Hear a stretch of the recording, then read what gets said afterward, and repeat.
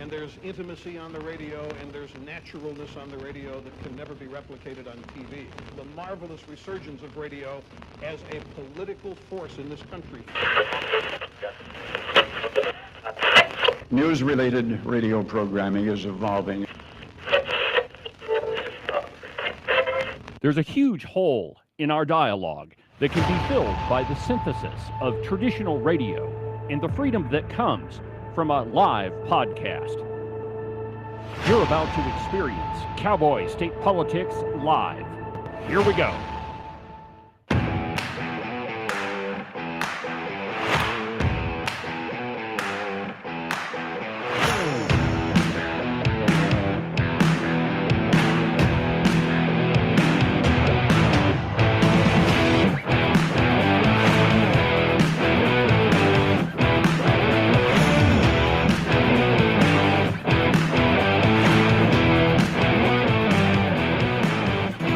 My friends, and welcome to another incredible installment from very high above all the puerile and insipid forms of Wyoming mainstream media. This is Cowboy State Politics. I, of course, am your illustrious host, David Iverson, firmly ensconced behind the silver Cowboy State Politics microphone and broadcasting to you from the base of the Bighorns at the Cowboy State Politics Studio in Sheridan, Wyoming. Good morning, my friends, and welcome to the program. This, unfortunately, is one of those days. And, you know, often, my friends, I get up and I'm so excited to come talk to you that I can hardly contain myself. And then there are other days where, and I'm sure that you get this feeling, but there are other days where you just don't want to talk about what happened. But that's my job, is to talk to you about what's going on in the world and to tell you what I think of it. Yesterday, from an assassin's bullet, Charlie Kirk was killed. It was a political assassination. It's very clearly that, at least it's very clear to me. Looks like somebody was on top of a building and they shot him. Shot him for saying the truth. They killed him for having the courage to stand up to an establishment and speak the truth. And it is an undeniable fact that while you may rip out somebody's tongue and think that you're silencing them, the only thing that you've proven is that you're terrified of what they're going to say, terrified of what they're going to say next. And my friends, the world lost a lion yesterday. A man who believed so fervently in our Lord Jesus Christ, and he made it his mission to bring other people to the Lord. And while I would like to say that God got another angel yesterday, and that is true, I think that our world is a little bit dimmer today. So, I think where we're going to start this morning is, Ken, play the video that says Charlie Kirk, courage from his faith.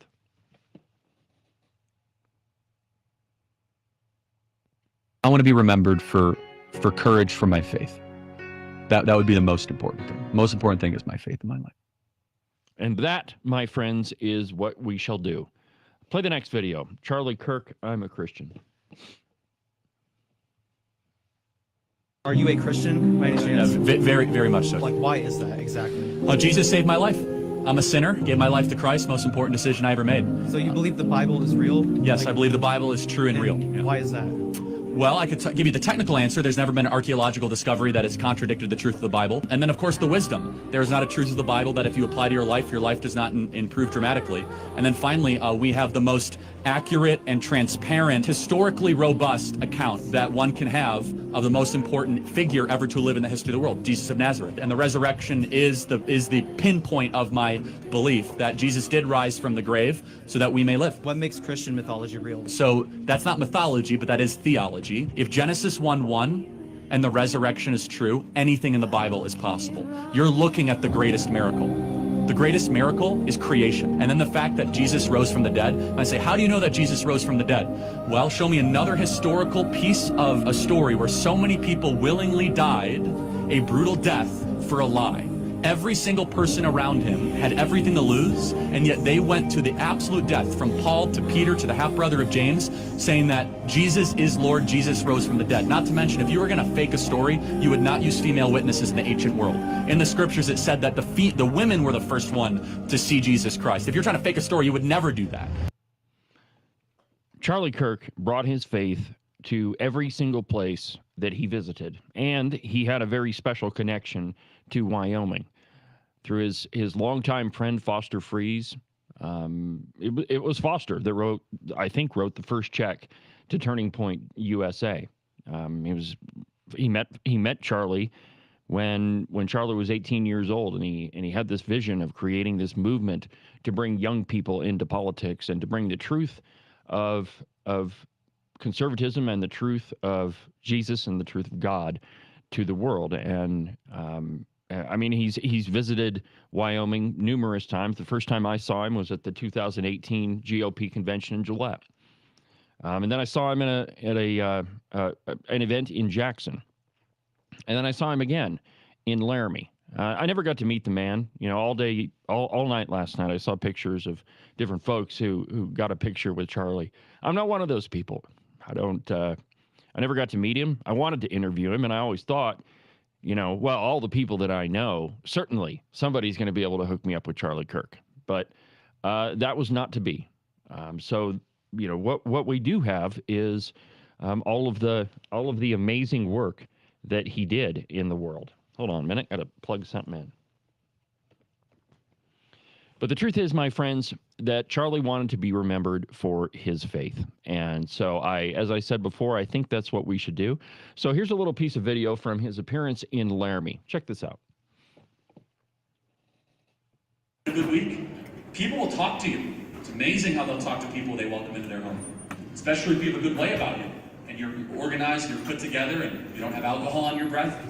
They'll talk to you. They'll say, "Oh, it's just terrible. My kid is this and that." Be like, "Can I pray for you?" And by the way, this is Wyoming, right? This is not San Francisco, so a lot of people will say yes.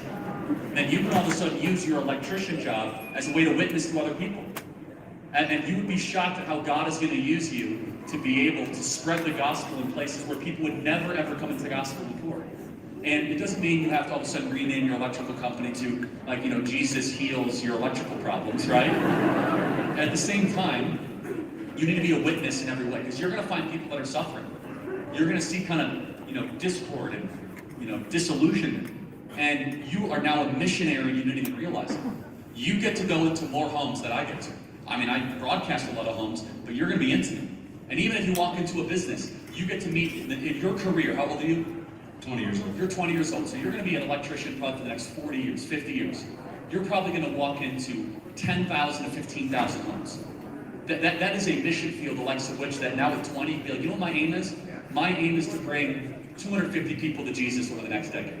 Or my why is to do that. So now listen, you're using a trade that can then feed your family eventually and make you money to go glorify God at an ultimate purpose. And that's my advice for all of us, is to infuse your daily work for God's glory and to do it in ways that you can never imagine. And so, man, God bless you. And I just want to say that, I love people that go in the contrarian way. I'm sure there's a lot of pressure to go to college. But you're going to earn a great living being an electrician. There's a shortage of electricians in this country, as you well know, all across, because we look down upon these trades in this country, and so we should elevate them. So I'm counting on you to be the missionary electrician from Laramie, Wyoming. God bless you.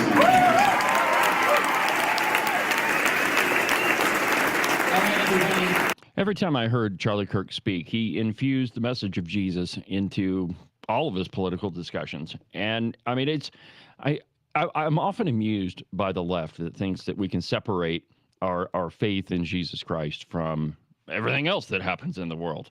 The truth is, my friends, that he's Lord of all or not at all. And Charlie Kirk epitomized that. Now, yesterday on the House floor, they had a moment of silence for Charlie Kirk. And then Lauren Boebert asked for a prayer. And well, here's what happened on the House floor. Go ahead and play that for me, 29. Shh.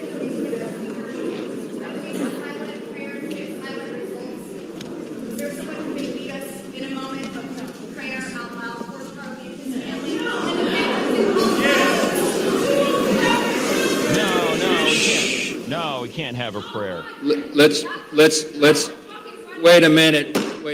The House will be in order. The House will be in order.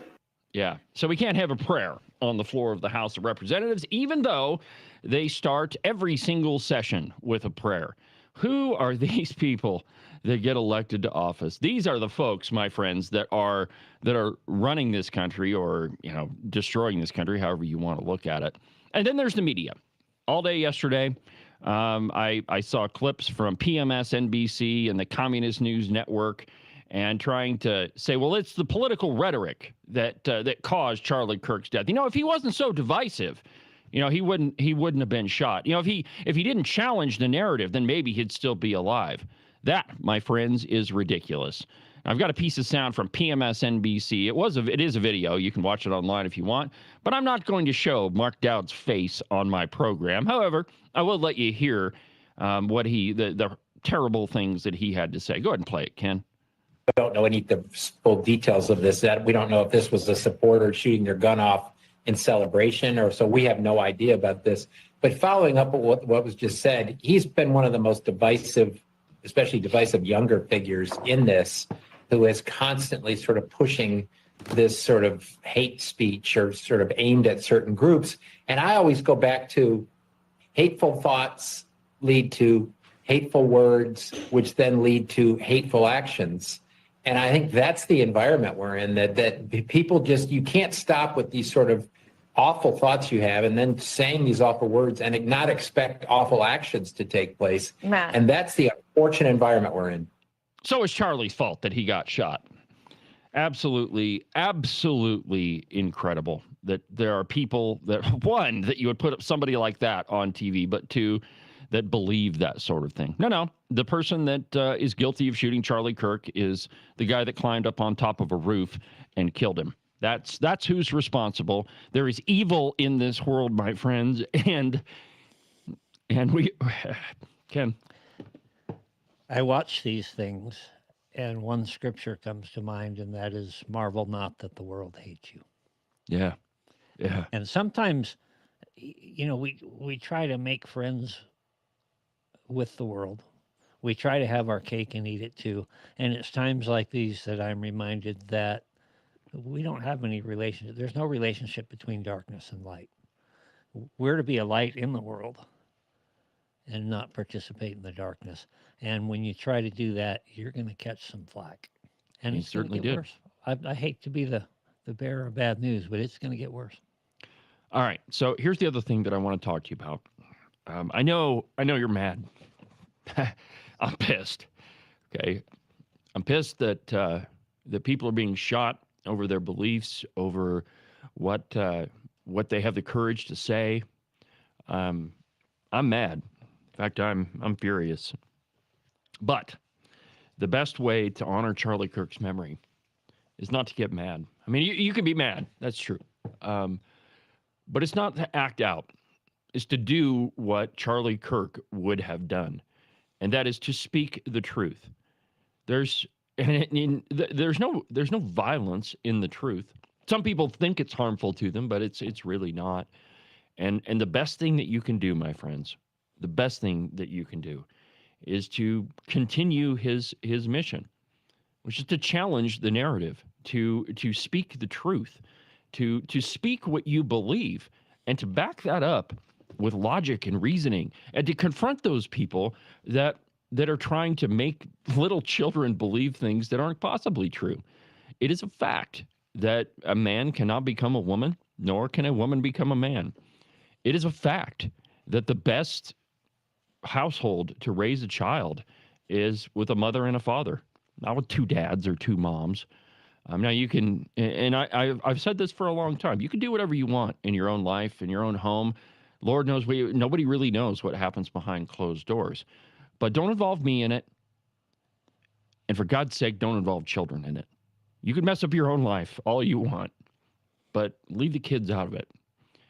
Don't teach them things that aren't true.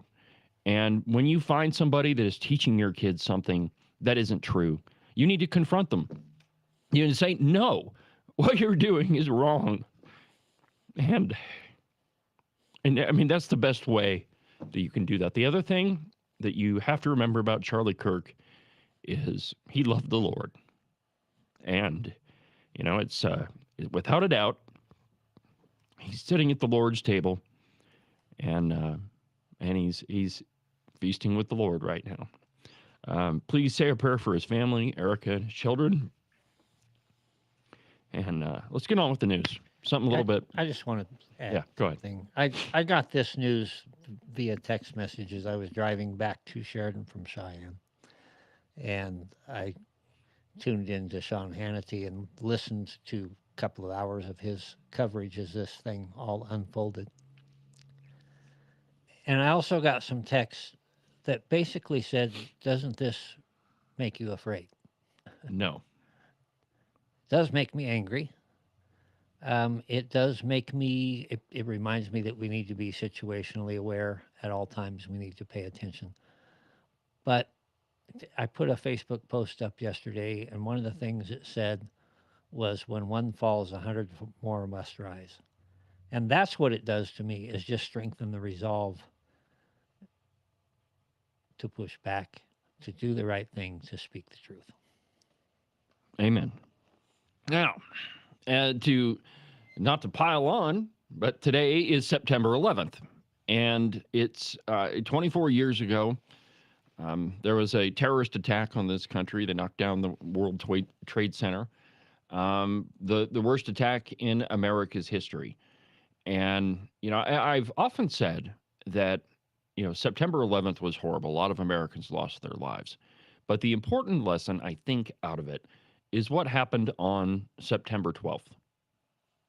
We got knocked down on September 11th, that is for sure. I'll never forget where I was. I was laying on a couch. I'd fallen asleep on the couch when I was going to college at Regis, and I woke up and I thought my roommate had on some bad sci-fi movie.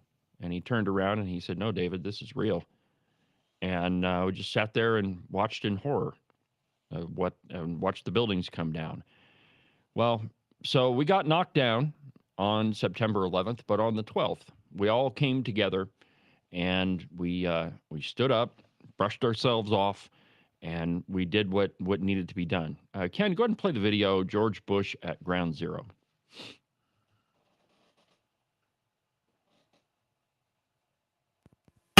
I want you all to know it can't go any louder. It was louder. I want you all to know that America today is on bended knee in prayer for the people whose lives were lost here, for the workers who work here, for the families who mourn.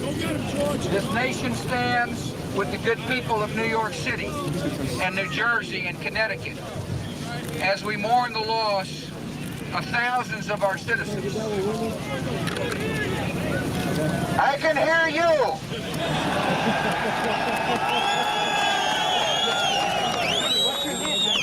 I can hear you. The rest of the world hears you. And the people who knock these buildings down will hear all of us soon.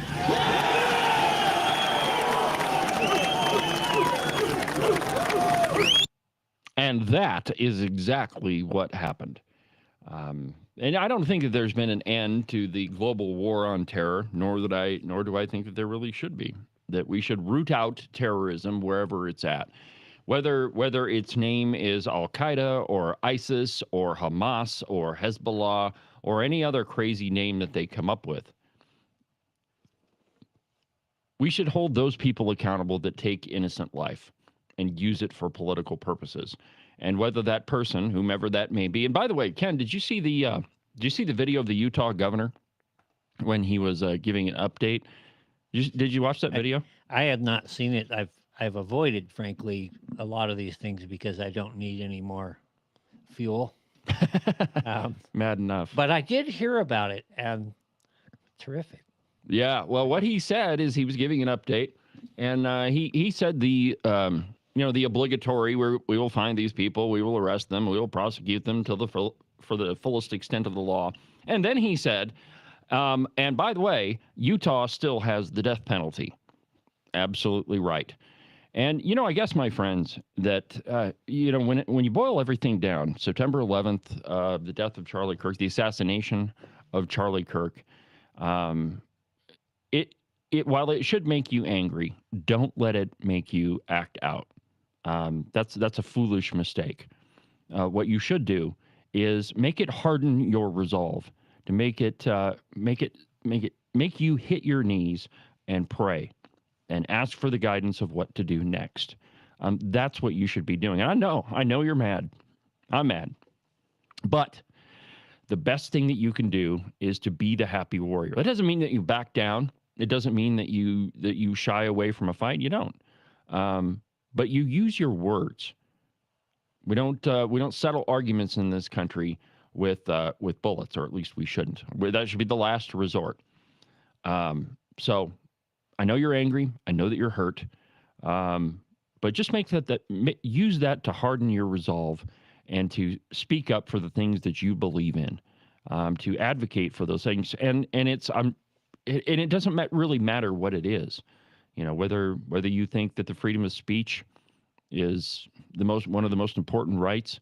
Charlie Kirk believed that, and the best way to honor his memory, and frankly, the memory of everybody who died on September 11th, is to make it harden your resolve. Because why did those buildings get knocked down? They got knocked down because of who we are. There's a lot of historians that claim, well, it's because we did this action overseas or that action. I don't know. The real reason why September 11th happened is because we are America, because we're the most powerful, the most prosperous, the most charitable. We are a force for good in the world, and that's why those buildings came down. All right, so we hold those people responsible, and for you personally, use this to harden your resolve. All right, so in a few minutes, we're going to have U.S. Senator Cynthia Lummis is going to join us on the program. And before we get to it, I have a statement from Representative Hageman. I texted with her last night, and I meant to read this at the beginning, but as you could tell, I was a little out of sorts. So here's what Harriet Hageman says on the assassination of Charlie Kirk. She says, quote, "Charlie Kirk was my friend. He inspired millions to stand strong for their conservative beliefs. His T-shirt read freedom, and that is what he believed in and fought for. The assassin hated freedom, hated independence, hated personal responsibility, and the truth. The Democrats hated Charlie Kirk because he exposed the bankruptcy of their ideas and their ideals. The Democrats' despicable reaction on the floor to our request for prayer tells you everything you need to know about them." And that's exactly what it is. Those people who hated Charlie Kirk hated the truth. Those people that knocked our buildings down on September 11th hated the very idea of America, that we are a force for good in the world. All right, Ken, we're going to go ahead and take a break. And when we come back, we'll be speaking with U.S. Senator Cynthia Lummis. So back in a minute.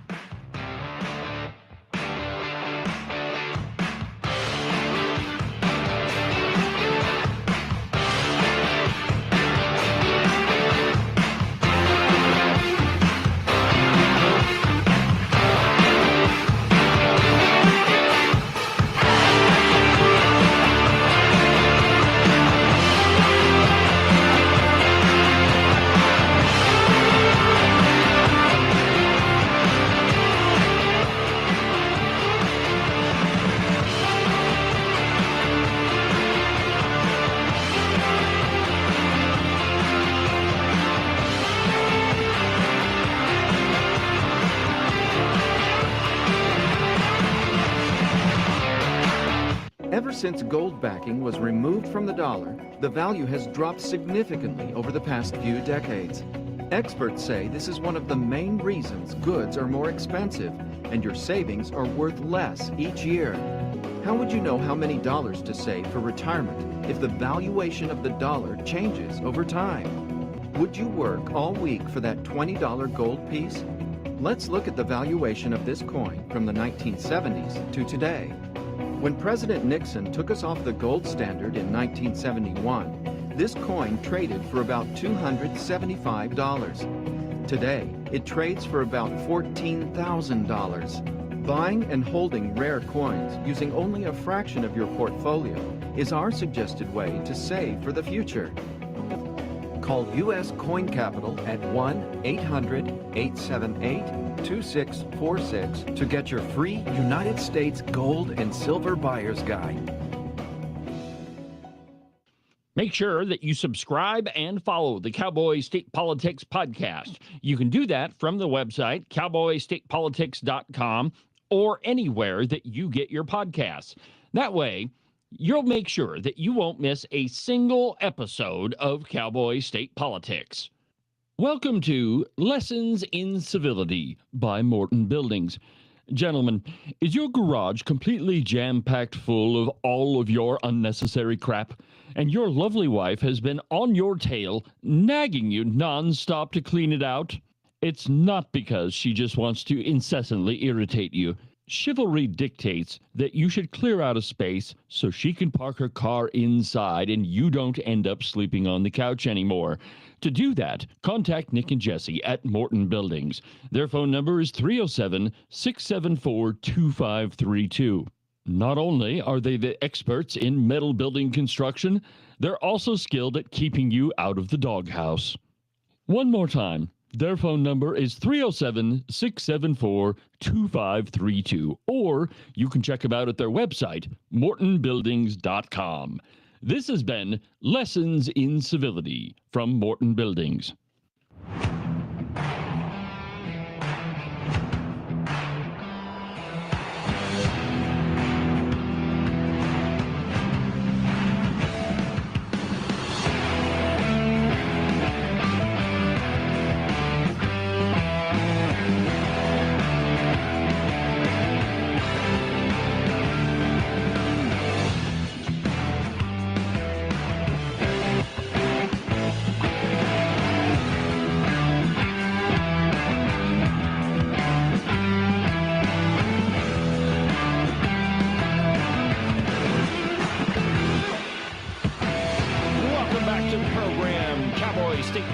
Live. I'm David Iverson on a very busy Thursday. Welcome back to the program, my friends. Here in just a few minutes, we're going to visit with U.S. Senator Cynthia Lummis. Supposedly going to be on Zoom, but it depends a lot on what's happening on the floor of the Senate. So we'll talk to the senator in just a second. But first, there's a lot of other stuff that's going on in the world. If you missed the podcast yesterday, I spoke with U.S. Representative Harriet Hageman, and one of the things that we talked about is that there's yet another budget fight going on, and I know you're going to find this really hard to believe, but we're probably going to have another continuing resolution.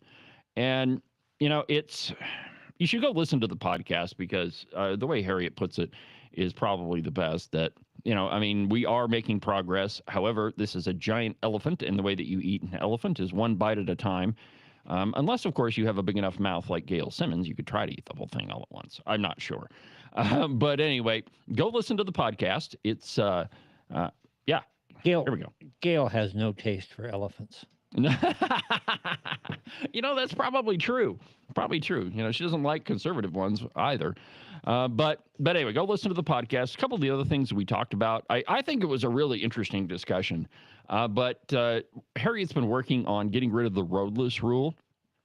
That's the one that created all of the wilderness areas in the national forests. And okay, so one of the things that I struggle with is I like the Cloud Peak Wilderness. That's the only one that I'm familiar with. But when you make it impossible to build a road, you can't maintain it. And so you have down timber. And one of the things that Harriet brought up that I hadn't considered is she said the roadless rule is really the starting point with all of the beetle kills.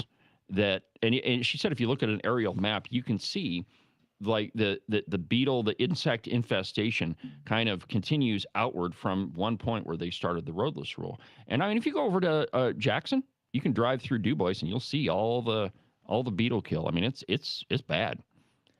From about 1974 all the way through the end of the 70s, I worked on the mountain each summer. I'd live up there 4 or 5 months. And this was prior to I know this kind of dates me a little bit, prior to the popularization of the ATV. Okay. All right. And you went into the wilderness. Of course, there's a rule: you can't take a chainsaw, you can't Sure. take any engine No up motor, there. no motors. But the trails were pretty well groomed. A little different situation. The problem now, as I see it, and I find it hard to even go into the Bighorns now because they've just been totally overrun by the accessibility of the ATV, and people pay no attention. I shouldn't say all. There are some who pay no attention, have no respect for the land, have no respect for anyone else, and go in and trash the place. I understand the desire to be able to go in and maintain those places, and there needs to be some way to police that. But man, the idea of allowing more access, even though it's illegal, you can't take the motor in there, but those roads of that access. Well, see, it prevents the other problem too, Ken, is it prevents the Forest Service themselves from going into these areas and, clearing out down timber or even maintaining trails or whatever. But not even the Forest Service can take a motor in there. Right. They go in with, it used to be mules and bow saws and whatnot, and go in and it's arduous work, and they do a lot of that. They also bring in, they'll roll boulders up there and stuff to try to make it very, very difficult for these vehicles to go in there. But I guess it's just another sign of the depravity of humankind. Men, especially the ones we see now, and I suppose it's been true forever, they have no respect for. I have to believe, Ken, that most people that go up and enjoy the mountains, I think that most people try to respect the resources that we have to, like carry their trash out. I think it's just a select few that are just, mindless morons that want to trash the place. They don't care about it. I think it's a minority. Yeah, I'm sure that's true, but it is frustrating, and I've gotten to the habit of whenever I do go up there, gathering whatever trash I can and bringing it down with me. And it's not unusual to bring down, I had a short bed pickup, but bring down 2 or 3 bags at least. And it just, maybe I'm old, maybe look at the way things used to be in a certain rose-colored light, but it ain't what it was. Hey, it looks like we got somebody coming in. Yeah. All right. So here we go. All right. Joining me on the program is U.S. Senator Cynthia Lummis. Senator, welcome to the program. Oh, hold on a minute. There we go. Welcome to the program, Senator. It's my pleasure to join you this morning. I'm doing pretty well. How are you? It's kind of a rough day for us here on the show. I'm sure it is for you, but I'm glad you were able to join us. It is a rough day between 9/11 and Charlie Kirk's assassination. A lot of heavy hearts this morning. Yeah, and it's I had a little bit of trouble myself starting out the program, so I thought I'd just give you a minute or two to just tell us your thoughts on yesterday's events. Well, I first met Charlie Kirk in Sheridan, Wyoming. And this was years ago. He was a very young guy, fresh out of high school. He was speaking to a Republican group in Sheridan. I just happened to be there. And he was so impressive that I started recording it. And I still have that recording somewhere on my phone, so I'm going to have to go back and find it. Years later, I spoke at a Turning Point USA event in Dallas. It was all young women and girls, high school and early college. There must have been 800 to 1,000 girls there, all learning about how to debate in a kind and respectful manner and smile and still articulate and defend conservative values. It was so impressive. And Charlie Kirk went from being a very articulate, smart high school kid to running a movement for young people that has transcended every state, every college, and his movement will live on. But the fact that he was only 31 years old when he completed his life's work is a testament to how much he accomplished, how significant his role was, and how much we have to carry forward in order to defend, protect, and expand the legacy that he started by introducing a lot of young people to the protection and value of their conservative values, being joyous about being a conservative American. Yeah, and I think that's his legacy. I mean, everywhere he went, I mean, if you disagreed with him, you went to the front of the line. That he wanted to talk to you first, but he was always respectful, and he never let his emotions get involved. And even, I don't know if you were there, but I went to an event. He was speaking in Jackson, and there was somebody in the crowd who was, let's just say, not very happy that he was there, and he walked right over to that person and just started challenging them. And that person was not going to let him speak. And finally, he ended it with, you never really want to get into a fight with a guy that has the microphone, just, but he just laughed it off. And then he went on to explain why whatever this person was saying was incorrect. And I think you are spot on that the lesson of yesterday is that all of us should continue the work that he was, the movement that he started, that we should all be able to debate and do it in a way that, it's just a conversation. We don't have to attack each other. We just have to debate ideas. And I think that's probably the most important point. And I'm so happy to know, because he was even articulating his Christian faith just minutes before his life ended. We all know where he is. Absolutely. And I'm so sad for his wife and his family, but they can take comfort in knowing that he is at home with Jesus Christ, and we can all celebrate his Christian faith while we mourn his loss here on earth. Yeah, absolutely. So I guess the next thing I should probably ask you about, since it is September 11th, and we before you came on the show, Ken and I played a couple of different videos about September 11th. So if you have anything you want to say about September 11th, go ahead and we'll talk about that for a minute. Yeah, obviously it transformed the Bush presidency. He had taken on the goal of literacy and reading and education. And his whole agenda, his whole momentum was cut short by 9/11 transforming his entire presidency to defending America and defeating Osama bin Laden. And I remember being in Santa Fe, New Mexico. I was state treasurer at the time. I was attending a National Association of State Treasurers meeting in Santa Fe. And we had the New York state treasurer with us in Santa Fe, but his whole team was in the World Trade Center, and they all died. And so he was trying to get a hold of them that day. There were a bunch of Wall Street people with us because, Wall Street was working with state treasurers nationwide, and we were all there.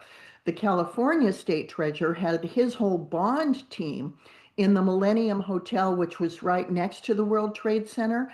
And when the Trade Center was hit, all the windows were blown out of the Millennium Hotel, and his team was there. So you had state treasurers frantically trying to get a hold of their staffs. You had Wall Street representatives, 2 state treasurers, trying to get a hold of their families and friends and colleagues to see if they were still alive. It was a very bizarre place to be on that date. But we all remember how eerie it was when the skies had absolutely no vapor trails, no airplanes, and trying to get rides home from wherever we were, and still staying glued to this, what was happening. I had gone out for a jog that morning, and this woman, so I'm just jogging around Santa Fe, and a woman came out of her house and said to me,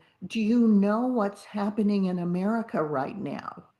And it was a beautiful September day in Santa Fe, and I was just, enjoying it so much. And I said, no. And she told me what happened. She invited me into her home, a perfect stranger. Wow. Into her home to look at her TV set. And I think she did that because she couldn't believe her own eyes about what was happening. And so I quickly ran back to my hotel and rejoined my treasurer colleagues and went through the day sort of rejoicing with people who found their colleagues still alive and mourning with those who had lost their colleagues. It was amazing. And then, do you have time for one more story? Yeah, I get as much time as you want, Senator. Okay. Howard Lutnick, who is the current Commerce Secretary, was the head of Cantor Fitzgerald, an extremely successful investment firm. Howard Lutnick is a workaholic, and his whole team was in the World Trade Center. But that morning, his wife demanded that he drive their child to school, which Howard never did. And Howard was driving his child to school that day, and but for that, he would have gone down with the rest of his team, including his own brother who died on 9/11 at Cantor Fitzgerald. 17 sets of brothers and sisters worked for Cantor Fitzgerald. They all died. Wow. And so Howard not only lost the entire business, all of his colleagues, his own brothers, it was very much like a family at Cantor Fitzgerald. He rebuilt the whole firm, and they provided financial support to the surviving families of every single person who was killed that day. And Howard rebuilt Cantor Fitzgerald in a way that it once again achieved the high water mark as one of the great American investment firms. Howard Lutnick is an exceptional human being. And, you see him with the president. He's running the Commerce Department. He's doing a great job. But his philanthropic life, he was chairman of the board of my daughter's college when she was in college. And he had gone to the same school and endowed it with some beautiful buildings and a great legacy. Howard Lutnick is an unsung hero. He is even an unsung hero of 9/11. We see that more people are dying every year from bronchitis and cancer that they got from breathing in the dust of 9/11. So the effects of 9/11 continue on even into this day for the health of those who were nearby. And we need to keep supporting them, praying for them, and thanking God that through America's unique skill set, that we were able to take out Osama bin Laden and make sure that people know that when you mess with us, you mess with all of us. Yes, ma'am. All right. Well, a couple of other things that I wanted to talk to you about. I'd spoke to Joe Jackson, and he told me some pretty interesting stories about the log jam that is the U.S. Senate. So I guess first question is, what's going on with all these nominations? Are you guys making any headway? Tell me about it. Just in about half an hour, we're going to be taking 4 votes to begin the process of bundling nominees and voting on them in block, which means, of course, as a group. And we haven't been able to do that so far because the minority party won't let us do that. Right. So we've had to let 2 hours expire between every single vote. It meant that by the end of June, the Senate had worked more hours this year than all of last year. It's incredible. It is incredible. We've had multiple all-nighters. And it's just time to let this nonsense end. every president prior to President Trump, including President Trump in Trump 1, Right. has gotten nominees through on unanimous consent or voice votes. And this year it's zero. And it's because of this silly obstruction.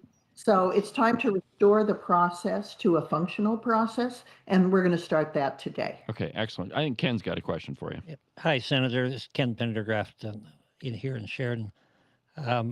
Every year on the House floor, you come in and speak to us. You address the House. And one of the things you frequently say is Washington could learn a lot from what we do in Cheyenne. Now, yesterday we had I guess you would call it a particularly contentious committee meeting, and yet the decorum remained, the civility remained, depending on how you define that, I guess. But I wonder if you'd take a minute and kind of explain to our viewers a little bit of the difference. I've watched the committee meetings in D.C. and just kind of been aghast at the lack of respect. Would you comment on that?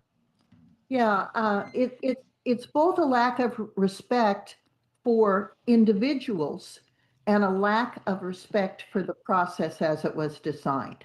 So both the House and the Senate, but this is particularly true in the House, adopt a set of rules, and then when they bring something to a vote, they set the rules aside and change them for the purposes of almost every vote. So that's just like saying there are no rules. Right. And it's super frustrating. And then on top of that, when you have people shouting over each other, calling each other names,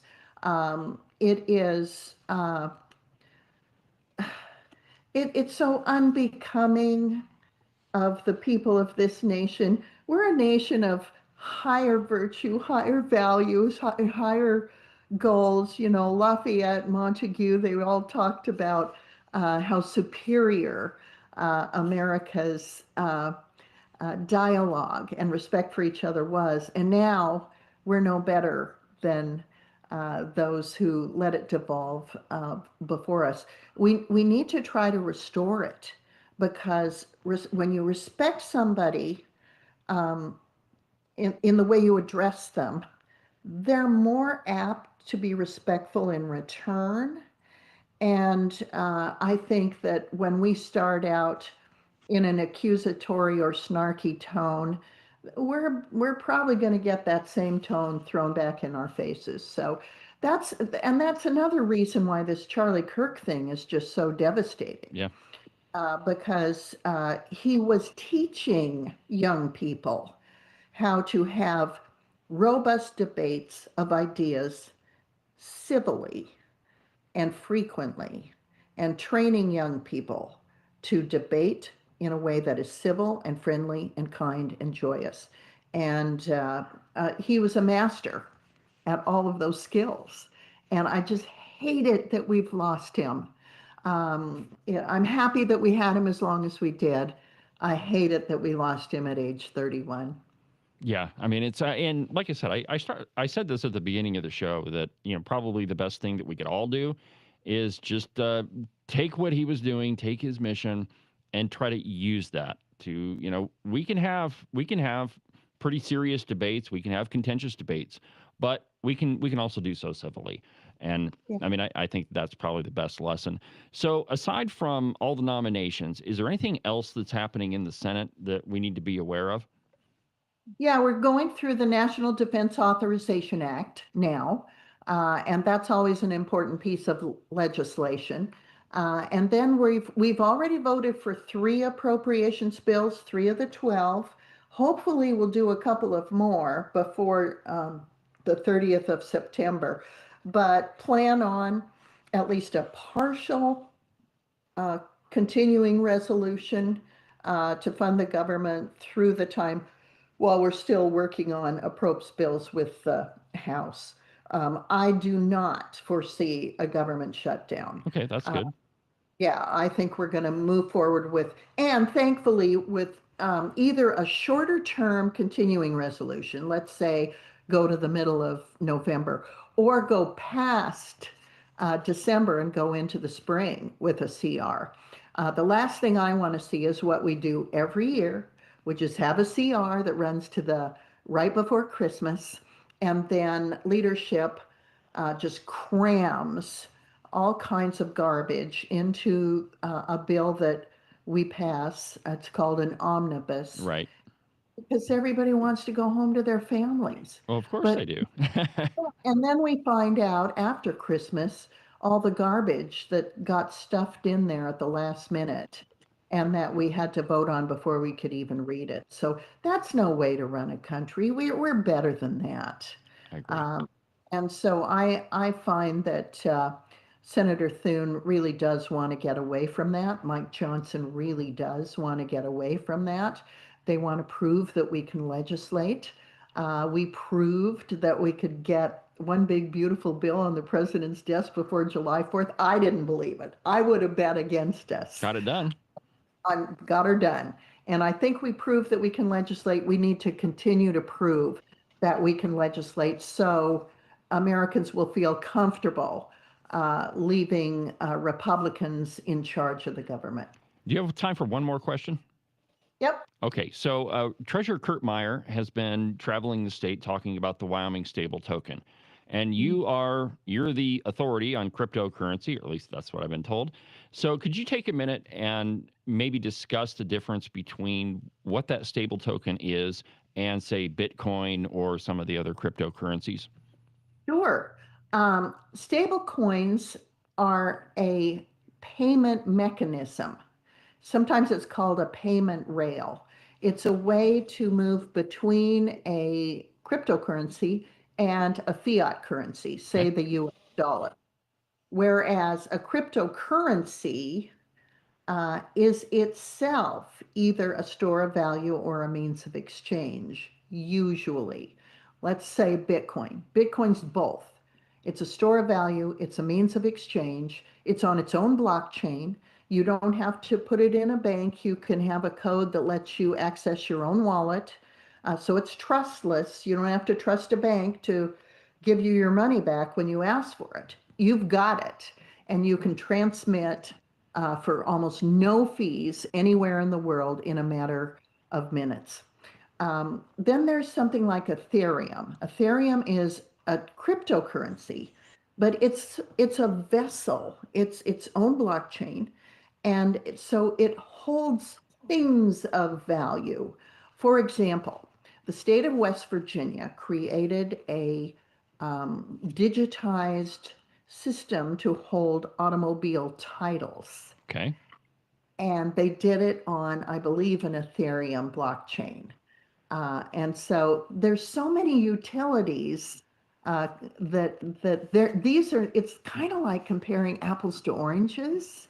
And so it's going to take a while for people to get comfortable with the nomenclature and the capabilities of all of these different new technologies. But they're just going to be game changers in terms of the ease, the freedom, and the lower costs associated with using digital assets. Well, and admittedly, I don't know enough about them. I don't know as much as I need to, but I'm trying to learn. That's why I went and listened to Treasurer Meyer a couple of different times. Well, we've pretty much run out of time. If people want to get a hold of you, how do they do that? Well, I have a website, and I'm going to have to ask Gracie, what is our website? lummis.senate.gov.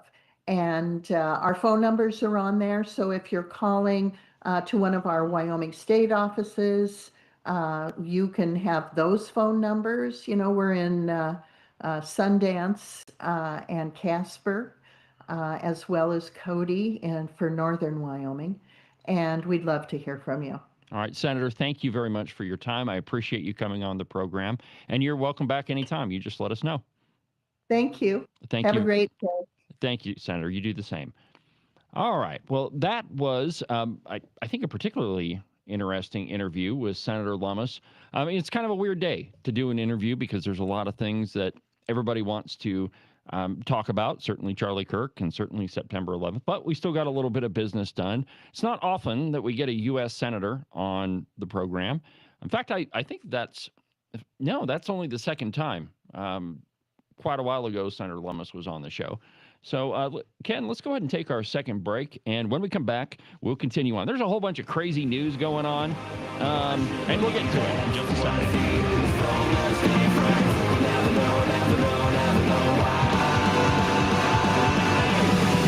Everybody sing.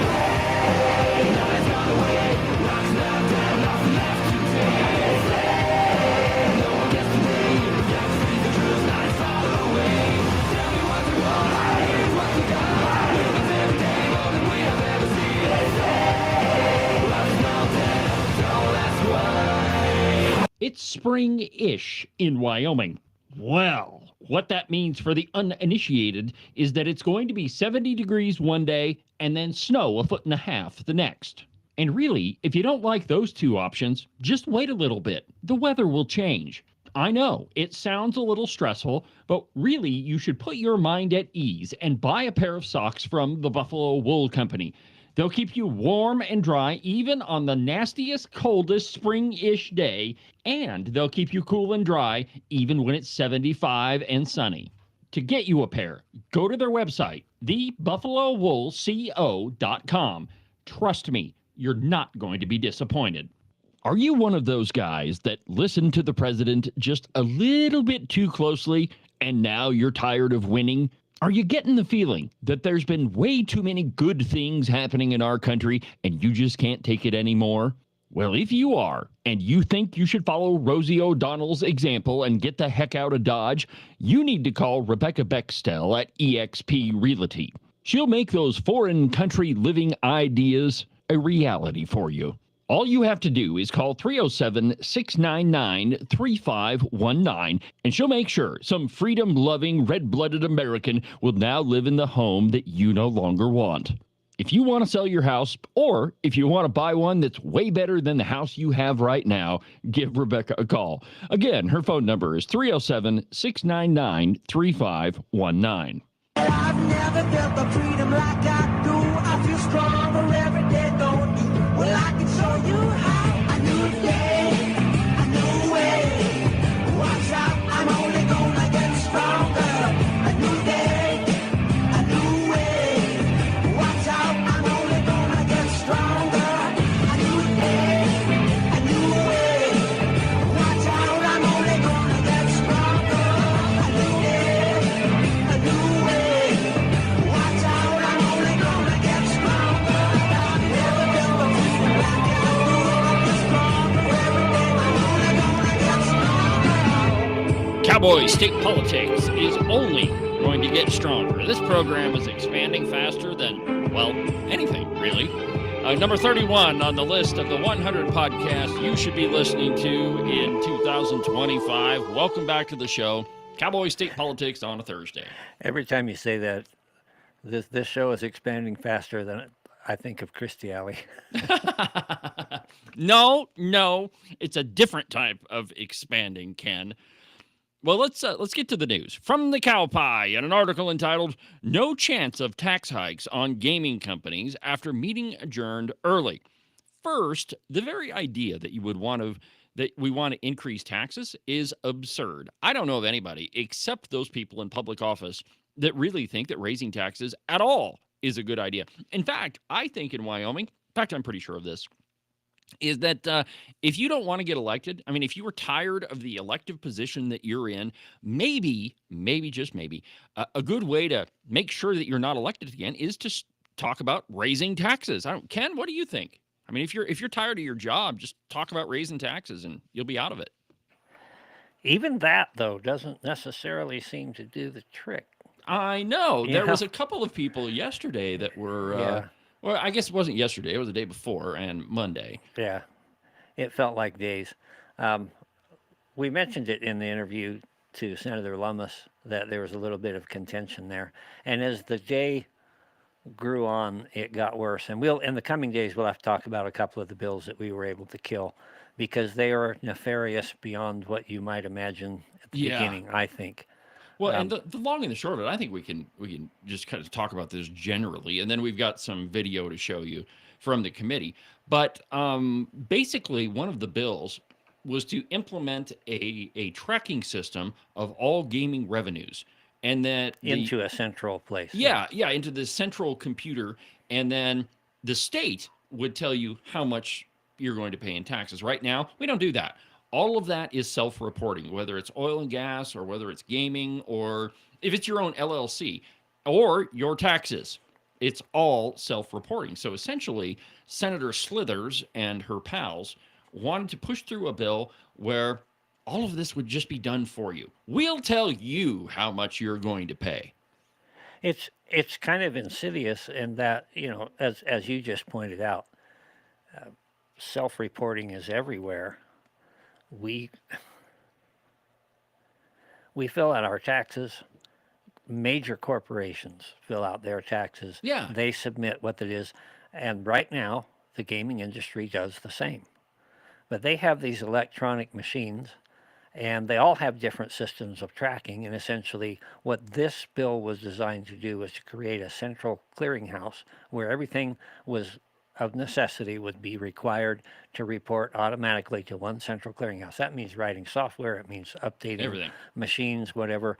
Some of the machines weren't even in a place where there's internet. And I leaned over to Bob Nicholas beside me and I said, hey, can we maybe reconvert those into voting machines? Actually got him to laugh. That's a shocker in and of itself. Yeah, well, Bob does have a sense of humor. It's just really hard to get to it.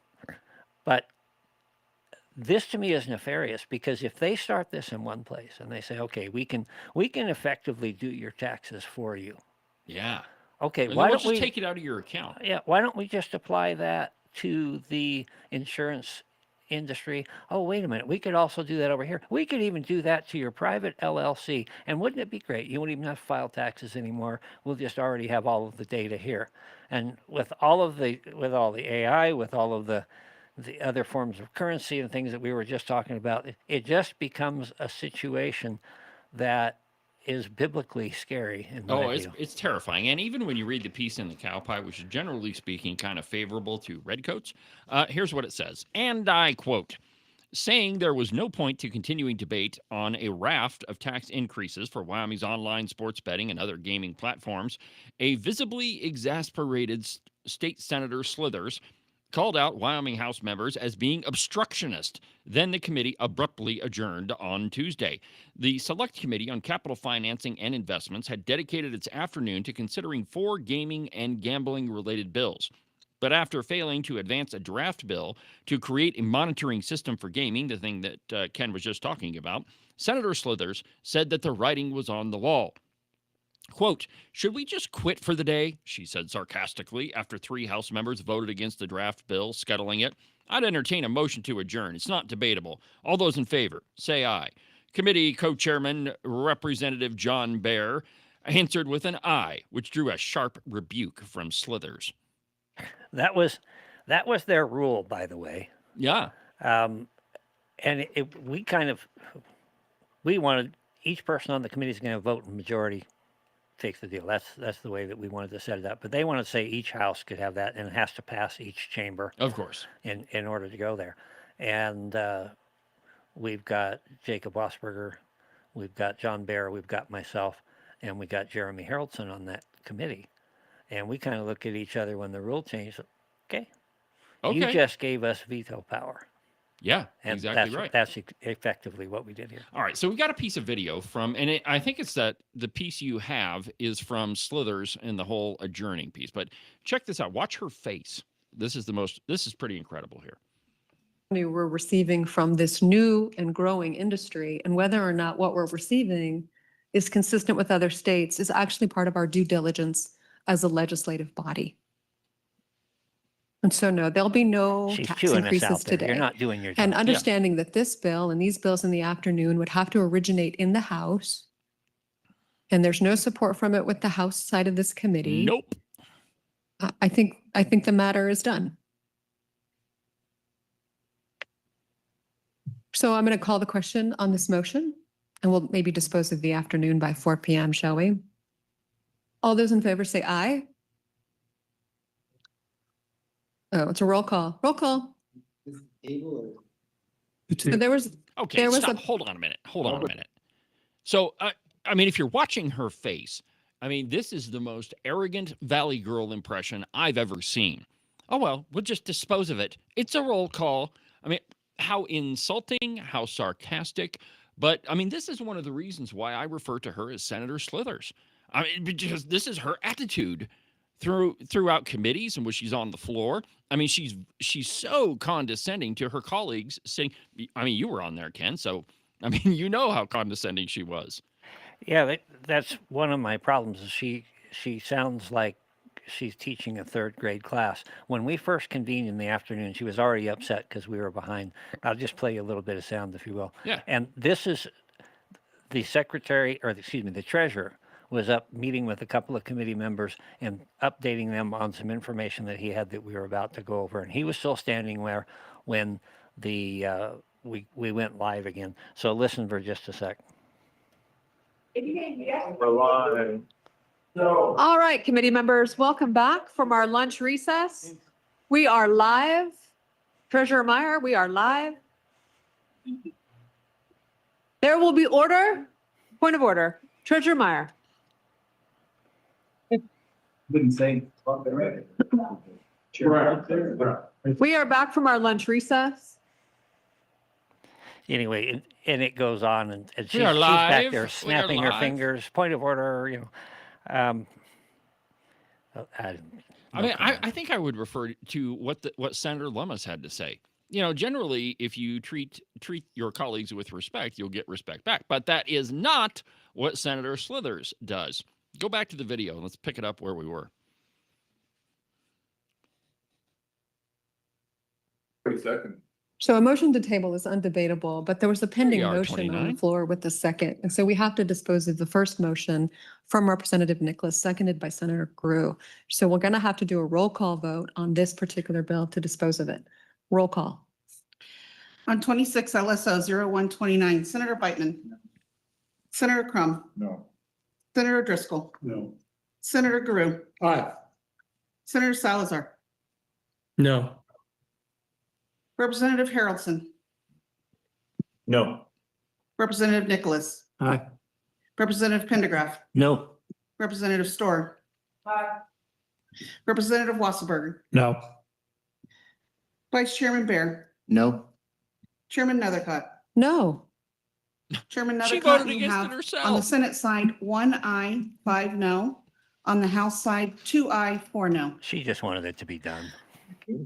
Okay, to be consistent with our agenda, to be adjourned by 4 o'clock, I would entertain a motion to adjourn. So move. It's been moved by Representative Nicholas. Can I get a second? Seconded by Representative Pendergraph. All Good those job, in favor say aye. 29. Any opposed say no. No. That motion has passed. This meeting is adjourned.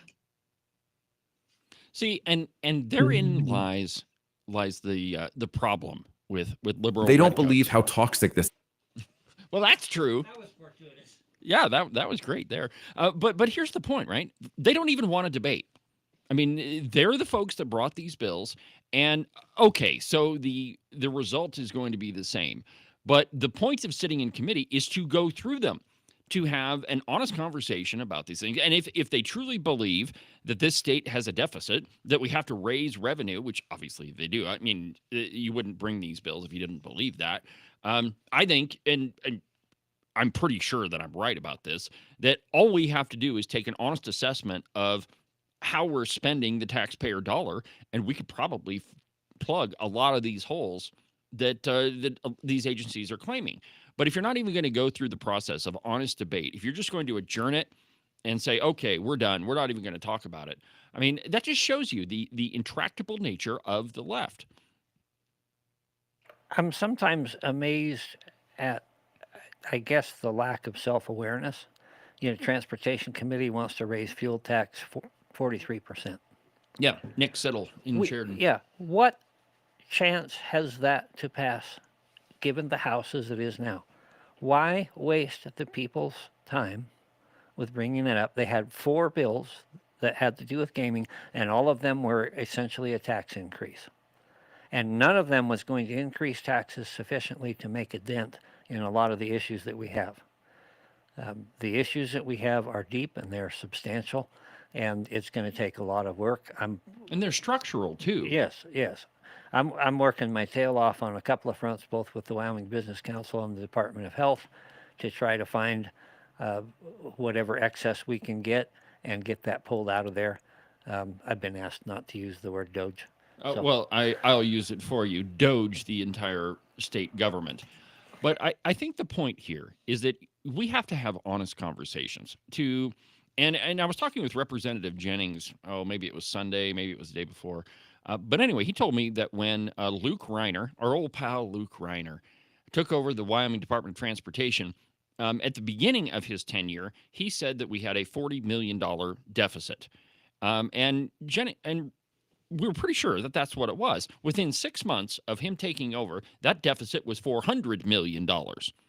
So, a tenfold increase on the deficit. Well, if you're the guy that's in charge of that agency, that's on you.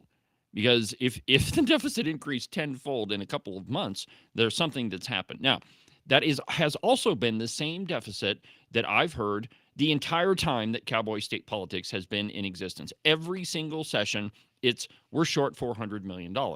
Well, if you're short $400 million over 6 years, how is it that you're able to do anything at all? Well, they are short money of what they want to do, not what they have to do. And part of the problem is it's really hard because they're funding from different sources, and that they're doing all these projects all over. They did a terrific job west of Jackson when the mountain slid away. Yeah, they excellent did job. some great stuff, and they do some good things. But I just, like I said, I went down to Cheyenne and came back, and if you get just south of KC, they're doing a bunch of bridge work down there. You can see them doing it. And then beyond that, there's a stretch of about 8 to 10 miles where there's brand new oil out. They just got it striped, and it's horrible. The striping, the oil looks nice. What they did looks nice. But they're putting lipstick on a pig, as Director Darren Westby told me yesterday when I mentioned it to him. They don't have, they claim, the funding to go in and really fix it right. So they're just doing superficial, he calls it kind of crisis mode, just trying to hold on to that.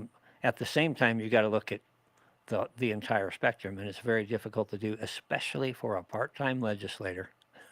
Well, and here's the broader picture of all of this. We have the last budget that was passed was $11.5 billion, which was roughly $1.5 billion more than the previous budget. And for a state with only 586,000 people, that is a huge amount of money. So the question is, where is all that money going? It's the same question from the episode about the school districts not giving out the raises that they were supposed to be. What did you do with the money? Where did all of that cash go? And until you have an accounting of all of these agencies, you have no idea. But certainly in that $11.5 billion, there's enough to fix some roads. In the last couple of years, we put a couple of $1 billion into savings. Yeah. And the treasurer now is pushing back one of the bills that essentially we pushed it off to a subcommittee a couple of days ago.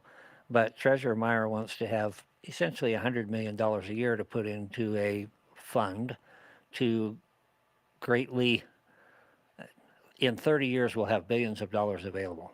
Now, I had a very generational. I had a very interesting conversation with Treasurer Meyer on, I guess it was Monday, whatever day the 8th was. And I asked him, I said, well, why is it that we have to have enough money in the bank to run things for a couple of years? I said, I'm totally against a municipality, a city, a county, whatever, the state, having so much cash that they could run everything for a couple of years. If you have excess cash, and I said this to him, it means you're taxing too much. And Treasurer Meyer's response was, well, that's not really my job. My job is to take the money, his job rather, is to take the money he has, invest it, and make more money. Okay, well, I understand that. And while I think that he's doing a bang-up job, I think legislatively we have to figure out why we are overtaxing people so much. And one of those is property taxes. One of those is oil and gas. I think we should reduce the mineral royalties a little bit, maybe not that big of a chunk. But if there is so much cash coming into the state coffers that it's over and above what you need to operate, then clearly you're stealing too much money from people. The way they want to sell it is if we can have enough cash here, we won't have to tax people more. We can pay for all these things that we're doing. But they don't do that, Ken. Because of this surplus. Well, to a degree they do. About 1/3 of the state's income comes from our investments, which is, quite frankly, Treasurer Meyer has done a fantastic job of doing what he's required to be doing. Yeah, that's his job. Yeah, I mean, we complain about it, but that's his job. That is his job. But then there becomes a deeper philosophical thing, and I mentioned this in Cap Finance, and I think I made some people angry. I said, You irritate people? No. I said I'm going to be a no on this because I have some philosophical problems with it. With money comes power, and the more money that the government has, and the more they offer, and people become dependent upon the government for all of these things, the more dangerous it becomes, in my view. We need to become independent. We need to be able to take responsibility for ourselves. And the more responsibility government takes from us, the more they can take away anything that they want. That's exactly where I was going next, Agent 29. At that same meeting, I had what I thought was a pretty interesting discussion with Representative Kelly. And, his point was basically with the shekels come the shackles, that the more money that the government has, the more free stuff they're going to provide. And you will see a time when people are literally selling their liberty for free stuff.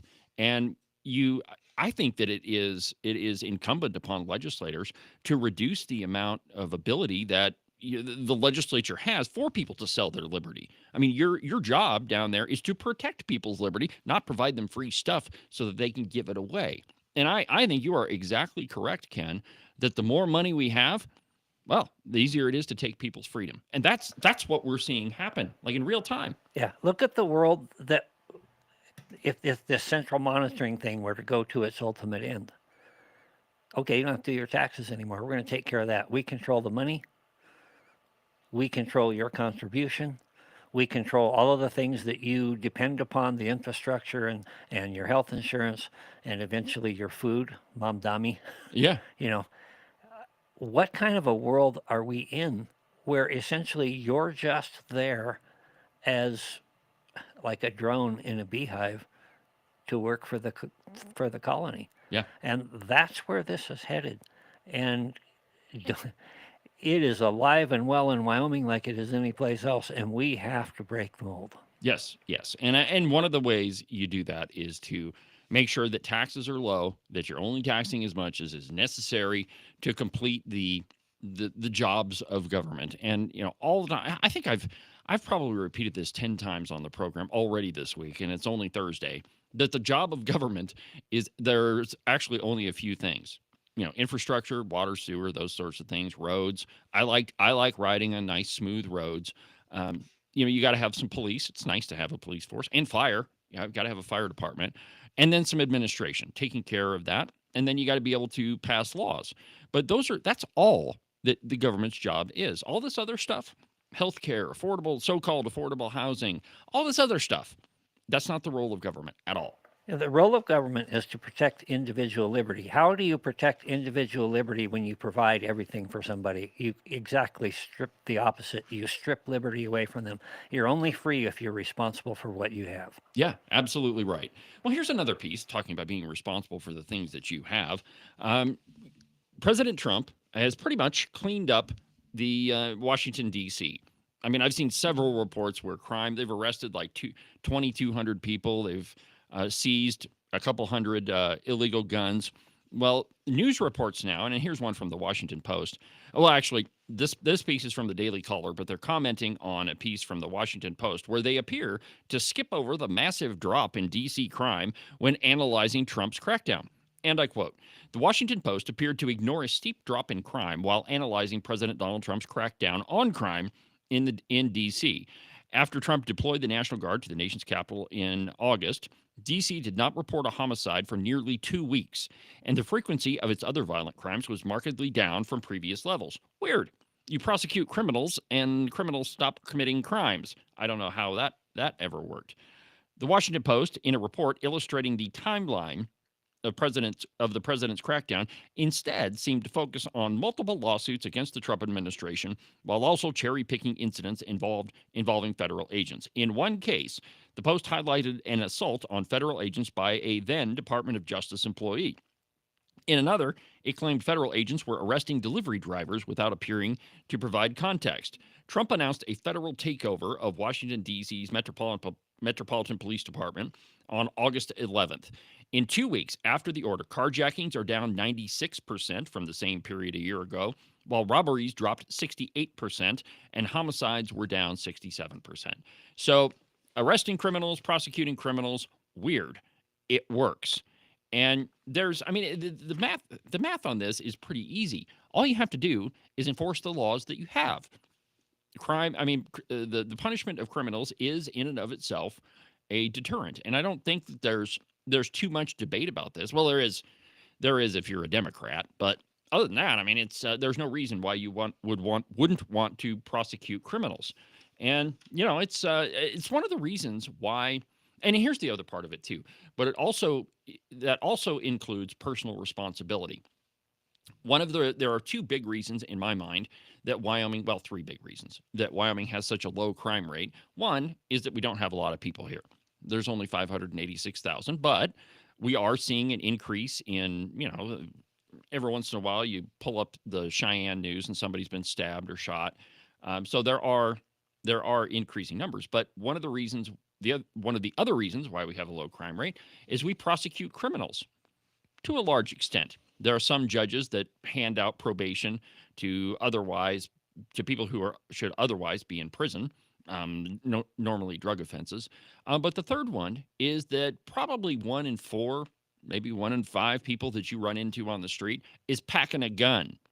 It's pretty stupid to break into a house when you think that there may be a 12 gauge waiting on the other side of the door from you. So, and it's all we got to do is prosecute criminals, and that's why we have a police force. So new test scores are out. Schools are doing a bang up job. Not really, actually. We're kind of as Ken would put it, the cream of the crap. From the New York Post. U.S. test scores hit a damning new low in math and reading since COVID school closures. The nation's report card shows, and I quote, "The writing's on the wall, if you can read it, that is." Sobering national test results show more high school seniors are struggling with math and reading than at any point in recent decades, with Education Secretary Linda McMahon calling out a devastating trend on Tuesday. The NAEP, or the National Assessment of Educational Progress, commonly referred to as the nation's report card, showed just 35% of high school seniors were proficient in reading, the lowest score since the assessment began in 1992. Now, there's a whole bunch of other numbers surrounding this, but just think about that one for just a second, that only 35% of graduating seniors can read proficiently. Oh my God, my friends, and you wonder why we're in the situation that we're in. Only 35%, a third. That's not, we're not even, a trained monkey could probably score better on any of these standardized tests just by guessing. But instead, we have a 35% proficiency rate. The scores for math on 12th graders wasn't much better. It was even worse, with just 22% achieving proficiency, the lowest point since the current test began in 2005. Quote, "American students are testing at historic lows across all of K-12, McMahon said in response to those scores, which were extracted from tests administered to thousands of students in early 2024. Nearly half of America's high school seniors are testing at below basic levels in math and reading. The achievement gap is widening, and more high school seniors are performing below the basic benchmark in math and reading."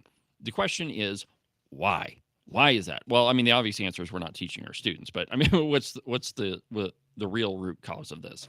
I think the other thing you got to throw in there is this idea of the benchmark and what proficiency is. Yeah. I would contend that if you compare what proficiency requirements are today versus what my grandfather went through, he never got past the 8th grade. Okay. I bet he's way better than a high school senior now. On so many ways, so much more well-versed.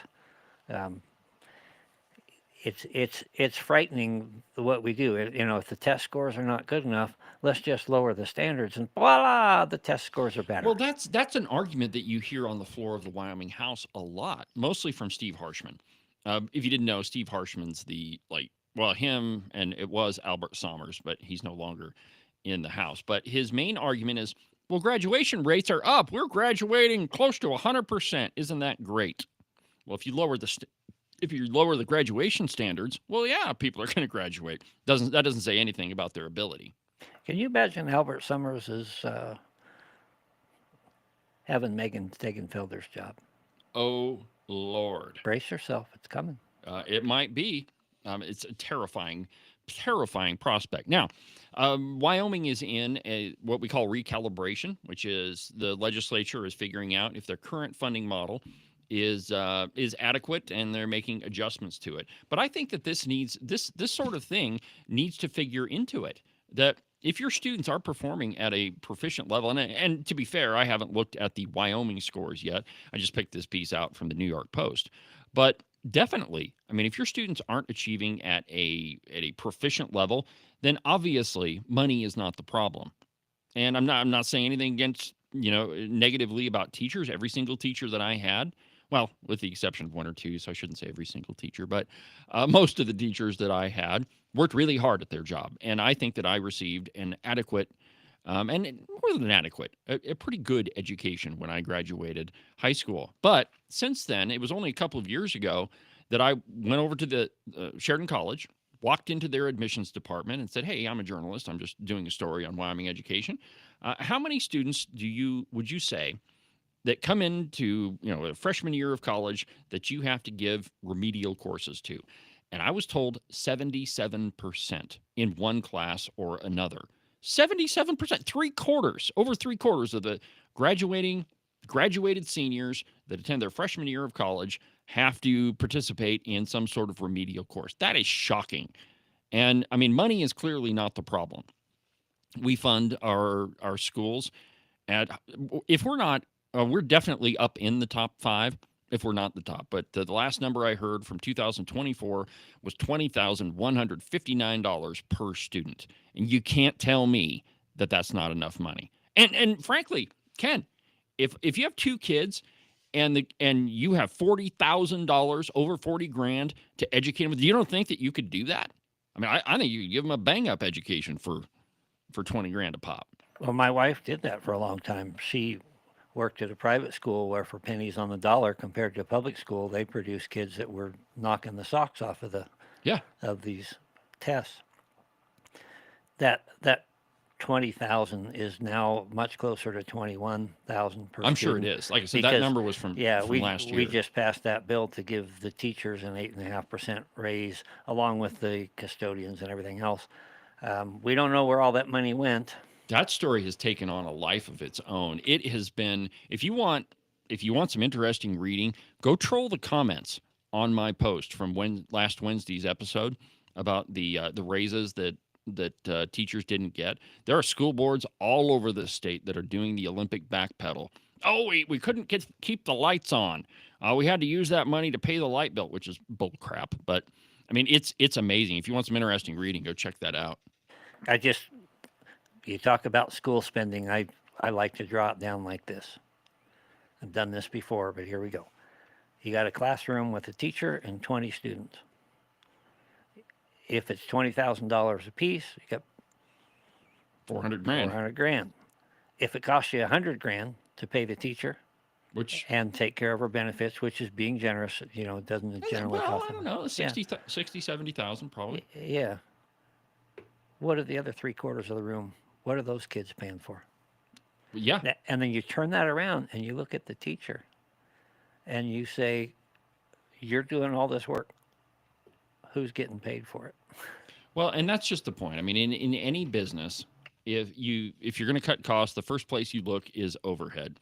What am I paying to keep the doors open? Can I reduce anything there? So I think we got a lot of questions to answer with recalibration, and I hope that all those folks down in Cheyenne are doing that. Well, we're going to go to our last break, and then we'll finish up the program when we come back.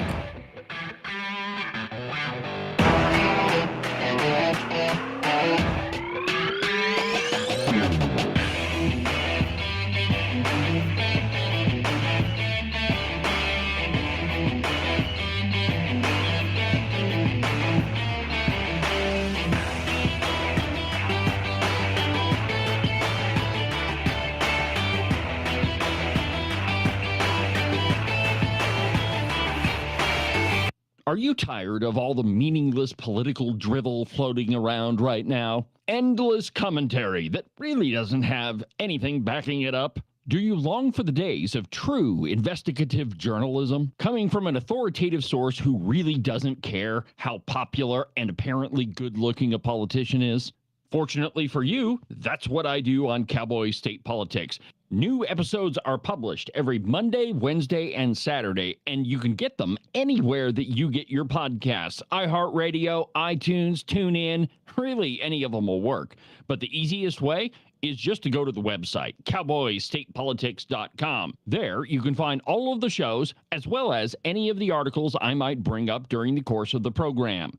Cowboy State Politics Live, the program you're listening to right now, is broadcast every Tuesday through Friday, beginning at 8 a.m.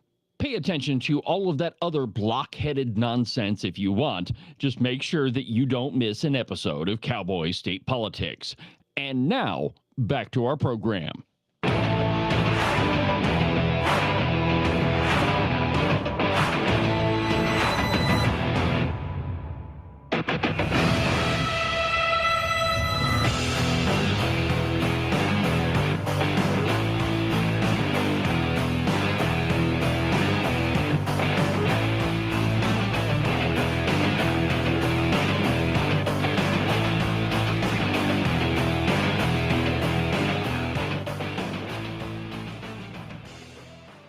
Welcome back to the program. We got to talking during the break and forgot to push a button. Ken, you are slacking on your job here. You're not pushing my buttons. I'm bored. How could you possibly be bored today? I'm bored. Okay, well, here's one that probably, maybe, might get you on board. So the U.S. Postal Service, every once in a while, they put out special commemorative stamps. And I'm not a stamp collector. I know there are some people that that's their passion. And I tried when I was little, and I just couldn't get into it. You know, I don't see and maybe it's just like baseball cards. I don't know. And I guess there's probably some similarities there. But the left is going absolutely bananas over a new stamp that was put out. From the Daily Caller, lefties seethe at the post office for honoring William F. Buckley on a stamp. Now, you might ask, who is William F. Buckley? He is probably one of the founders of modern conservatism. I just recently read one of his books, Up from Liberalism, and the left hates this guy. From the Daily Caller, and I quote, "The U.S. Postal Service unveiled a William F. Buckley Jr. Forever stamp Tuesday and immediately sparked a torrent of fury from left-wing accounts on X. The U.S. Postal Service said its first day of issue ceremony kicks off Tuesday at 4:30 at Yale's Benke Plaza in New Haven, where Buckley graduated and launched his long public career. The black and white portrait is based on a 1960s photograph. The stamp is now live in the postal store, with September 9th listed as the official issue date.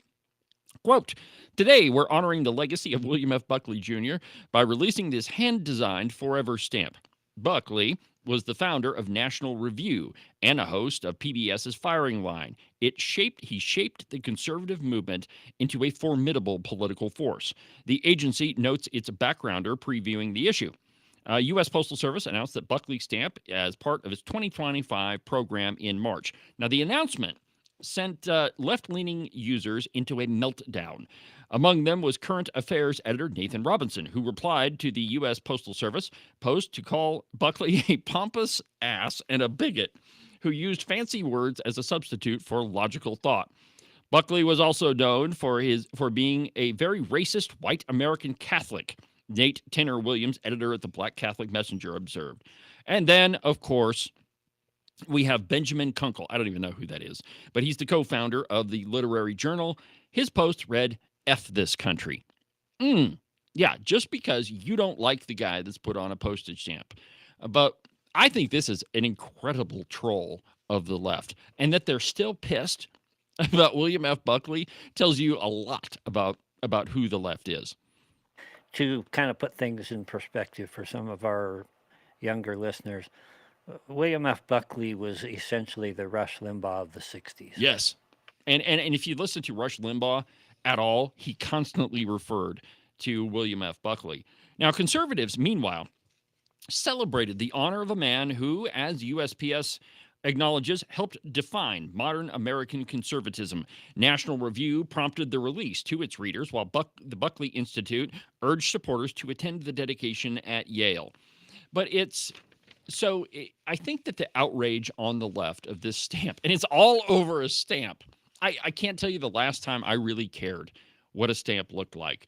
But apparently, it's really important to the left because anything that even suggests conservatism, they have to be opposed to. And frankly, I think that it goes to the what I want to say is the depth of the lack of the vapidness of I'm having trouble with words today, unlike William F. Buckley. By the way, all of the references to big words in the article, if you've ever tried to read a book by William F. Buckley, he used huge words. And it's not because he was trying to be pompous. That was his vocabulary. And if you read his books, you can tell that. He was educated, unlike the 35 percentile that we're getting right now. My dad, for many years, had a subscription to National Review, and he would occasionally go drop a article in my lap, says you need to read that, and then come back and tell me about it. And we'll talk about it, yeah. Firing line would be on. He'd say, come sit down with me, watch this. And kind of forced me to do that. That's one of the best things he ever did for me. I bet it was miserable when it was going on, but definitely a good lesson. So anyway, good luck left protesting a postage stamp, which I guess, considering all the other protests they've had recently, is probably more worthwhile than what they've been doing, which tells you that it's not really worthwhile at all. I probably should go get one, because when they come out with a Rush Limbaugh stamp, I'm going to want that one to go with it. Yeah, well, maybe we should go down to the post office and get us a William F. Buckley stamp. Maybe we should probably do that before tomorrow's episode, as if we don't have other things to do. Now, this is a piece that I found absolutely fascinating. And maybe it's just my weird proclivities, but here it is from CBS News. Venezuela's Maduro declares Christmas in October as standoff with Trump sees him send 25,000 troops to the border. So I think the important part of this is not that he's sending the 25,000 troops. Who cares? We have the U.S. military. Our job is to arrange the meeting between you and Jesus. Whatever. Who cares about the Venezuelan troops? But that he's changed the date of Christmas is interesting. Here's what the piece says, and then we'll talk about it. Quote, in 2024, Maduro brought Christmas celebrations forward during a crisis following a disputed presidential election, which opponents and the U.S. government accused Maduro of stealing. This year, Maduro said on his weekly TV program, Con Maduro Plus, that he wants to defend the right to happiness of Venezuelans amid an escalating standoff with President Trump, whose administration has increased a bounty for his arrest or capture. Quote, once again this year, Christmas starts on October 1 with joy, commerce, activity, culture, and carols. Maduro has vowed to defend Venezuela in the face of escalating military maneuvering and then it goes on to talk about the military movements. The question is, why did Maduro change Christmas to October 1st? Well, it's because communists always do that. Because communists have to destroy tradition in favor of communism, because they can't have you believing in anything other than the state, because communism is, yes, it is a political system, but it is also a belief structure. Because communist ideas never work in the real world. Well, I mean, if your goal is to kill millions of people, then I guess, yes, they work. But as far as creating a prosperous and stable country, yeah, doesn't work. But this is also very reminiscent of what the Soviets did at the height, like right after the Bolshevik Revolution. They tried to eliminate Christmas because, of course, Christmas is celebrating the birth of Jesus Christ, and we certainly can't have Christianity in a communist regime. So what the Soviets did is they actually rewrote Christmas carols. Instead of honoring Jesus Christ, they changed it to honoring the state.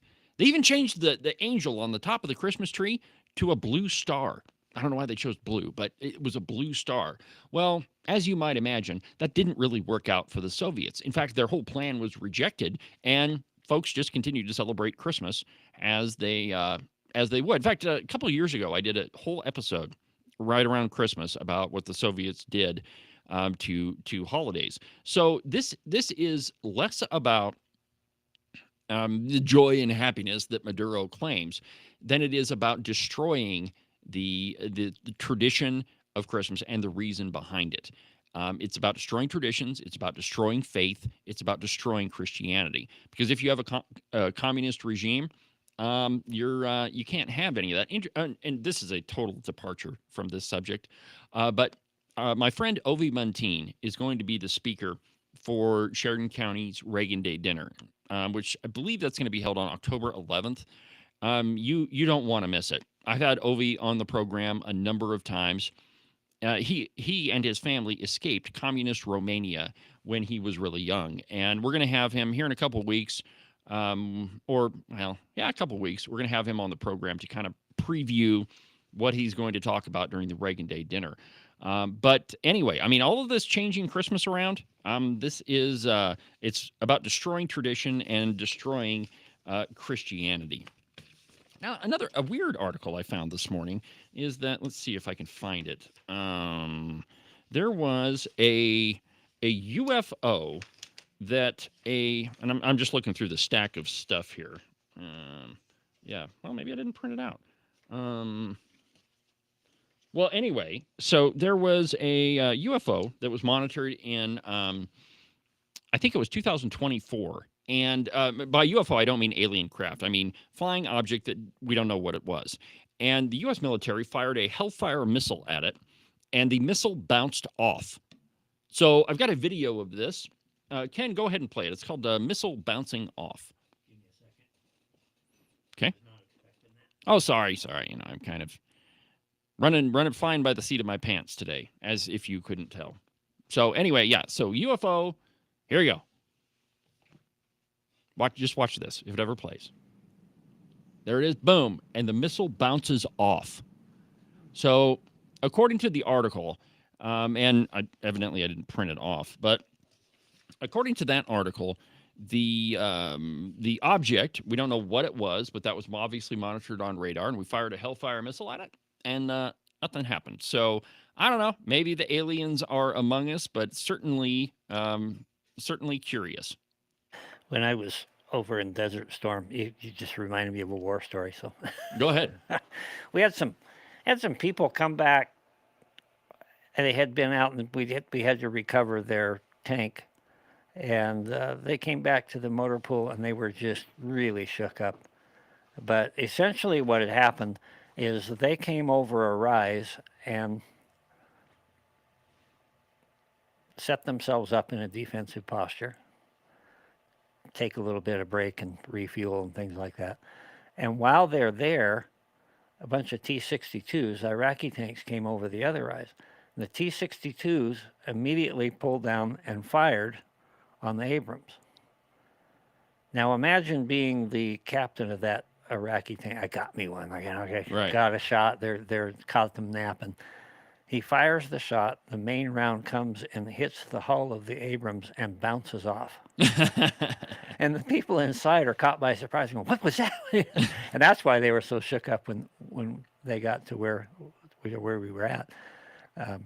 But I can only imagine the exasperation and the fear in the heart of the Iraqi commander. He fires his best shot. You're never going to get another one like that, and the bullet bounces off. Well, I've actually found the piece that I was looking for. So this is from the New York Post, and it's the article that I showed you on the screen. But anyway, it's entitled, "Shocking Radar Footage Shows Hellfire Missile Fired by U.S. Military Bounces Off a UFO Over the Ocean."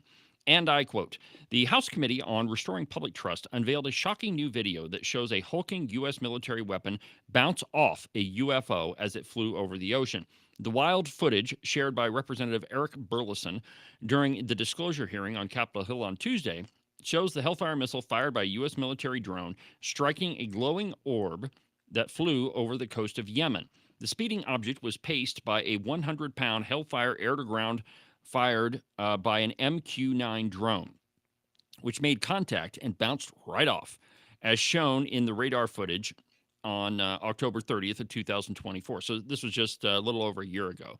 The footage came from a separate MQ-9 drone, which recorded the orb spinning after the missile made contact and continuing on its way. UFO expert George Knapp said at the hearing, quote, "There's a server where there's a whole bank of these kinds of videos that Congress has not been allowed to see, that the public has not been allowed to see," Knapp said in the hearing. "That's a Hellfire missile smacking into that UFO and just bouncing right off." And it kept going. What the H was that? Two Air Force veteran whistleblowers also testified at the hearing and shared jarring firsthand accounts of witnessing a football field-sized rectangular UFO and a gigantic glowing red square. Okay, so first question. I thought Hellfire missiles were supposed to explode on contact. How could one bounce off unless the arming mechanism or the firing mechanism was wrong? I mean, I don't understand how that could happen.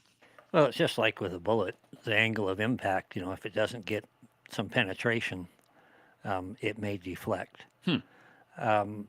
I have pictures, and I'd be glad to bring them, of what a Hellfire missile did to a Soviet BMP. And they call them Hellfire because they have white phosphorus inside. We used to call it They burn, right?